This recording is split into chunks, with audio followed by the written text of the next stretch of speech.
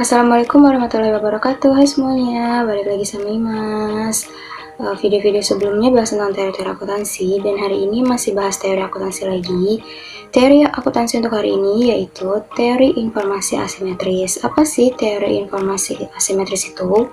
Kondisi tentang teori informasi asimetris pertama kali dijelaskan oleh Kenneth J. Arrow dalam satu artikel yang terkenal di bidang penanganan kesehatan pada tahun 1963 pada jurnal American Economic Review. Informasi asimetris merupakan perbedaan informasi yang didapat antara salah satu pihak dengan pihak lainnya dalam kegiatan ekonomi. Informasi asimetris ini misalnya saja terjadi antara investor yang akan melakukan investasi di dalam pasar modal. Investor harus mengetahui saham dengan baik sebelum investor tersebut melakukan investasi. Hal ini membuat investor akan mencari tahu saham dengan lengkap serta tepat untuk perusahaan agar mendapatkan capital gain di masa mendatang. George Akerlof kemudian menggunakan istilah informasi asimetris dalam karyanya pada tahun 1970, The Market for Lemons. Ia menyebutkan bahwa dalam pasar barang kacangan yang seperti itu, nilai rata-rata suatu dari komoditas cenderung turun, bahkan untuk barang yang tergolong berkualitas bagus sekalipun. Penjual yang tidak memiliki niat baik cenderung melakukan penipuan terhadap pembelian dengan memberi kesan seolah barang yang dijualnya bagus. Kondisi seperti itu membuat banyak pembeli yang menghindari penipuan menolak untuk melakukan transaksi dalam pasar seperti ini, atau menolak mengeluarkan uang besar dalam transaksi tersebut. Sebagai akibatnya, penjual yang benar-benar menjual barang bagus menjadi tidak laku karena hanya dinilai murah oleh pembeli, dan akhirnya pasar akan dipenuhi oleh barang berkualitas buruk. Untuk itu, sangat diperlukan adanya kejujuran informasi yang diberikan antara satu pihak dengan pihak lain, yang dalam hal ini penjual dan pembeli. Informasi akuntansi yang berkualitas berguna bagi investor untuk menurunkan ketidakseimbangan informasi.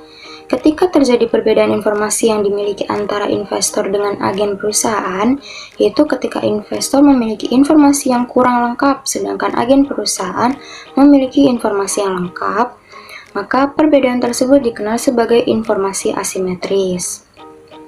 Informasi asimetris dapat menyebabkan adanya kerugian bagi pihak investor, sehingga regulator selalu meminta agar perusahaan yang telah terdaftar di pasar bursa untuk melakukan transparansi dan mengumumkan seluruh informasi yang dimilikinya agar tidak ada pihak yang dirugikan.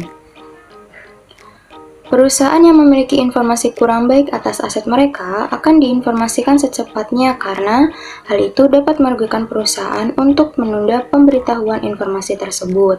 Akan tetapi, informasi yang berkualitas baik ditahan sampai harga saham kembali normal dan selanjutnya diinformasikan kepada publik untuk mendapatkan penghargaan yang pada akhirnya akan meningkatkan harga saham perusahaan. Suarjono pada tahun 2014 mengatakan bahwa informasi asimetris adalah di mana manajemen sebagai pihak yang lebih menguasai informasi dibandingkan investor atau kreditor. Menurut Scott pada tahun 2000 terdapat dua macam asimetri informasi, yaitu yang pertama adalah adverse selection, yaitu bahwa para manajer serta orang-orang dalam lainnya biasanya mengetahui lebih banyak tentang keadaan dan prospek perusahaan dibandingkan investor pihak luar. Dan fakta yang mungkin dapat mempengaruhi keputusan yang akan diambil oleh pemegang saham tersebut tidak disampaikan informasinya kepada pemegang saham. Dan yang kedua yaitu moral hazard, yaitu bahwa kegiatan yang dilakukan oleh seorang manajer tidak seluruhnya diketahui oleh pemegang saham maupun pemberi pinjaman, sehingga manajer dapat melakukan tindakan di luar pengetahuan pemegang saham yang melanggar kontrak dan sebenarnya secara etika atau norma mungkin tidak layak dilakukan. Teori informasi asimetris ini memiliki keterkaitan dengan variable cost of equity, karena apabila pihak eksternal perusahaan seperti investor dan kreditor tidak memiliki cukup informasi terkait perusahaan, maka akan timbul keraguan bagi pihak eksternal tersebut untuk menanamkan atau meminjamkan dananya terhadap perusahaan yang akhirnya nanti akan mengurangi modal yang didapat perusahaan. Hingga nilai cost of equity semakin tinggi karena perusahaan harus mengeluarkan biaya lebih banyak agar usahanya untuk menambah modal perusahaan tidak sia-sia. Sebaliknya, apabila pihak eksternal perusahaan mengetahui secara lengkap tentang kondisi perusahaan, maka hal tersebut akan semakin memantapkan para pihak eksternal dalam mempertimbangkan untuk menanamkan atau meminjamkan dananya terhadap perusahaan, sehingga nilai cost of equity juga semakin kecil. Selain variabel dependent cost of equity, teori informasi asimetris ini juga tercermin melalui variabel independent asymmetric information. Apabila ketimpangan informasi antara pihak manajemen dengan pihak eksternal, terutama bila informasi mengenai perusahaan yang dimiliki oleh pihak eksternal lebih sedikit dibandingkan informasi yang dimiliki manajemen, maka kondisi tersebut lebih banyak merugikan perusahaan terkait usahanya menambah modal.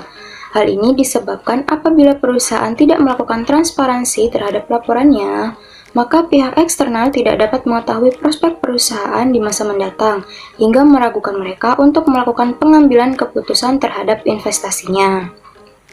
Nah, itu tadi adalah penjelasan mengenai teori informasi asimetris dalam teori akuntansi. Untuk video hari ini sampai di sini terlebih dahulu dan sampai ketemu di next video. Terima kasih.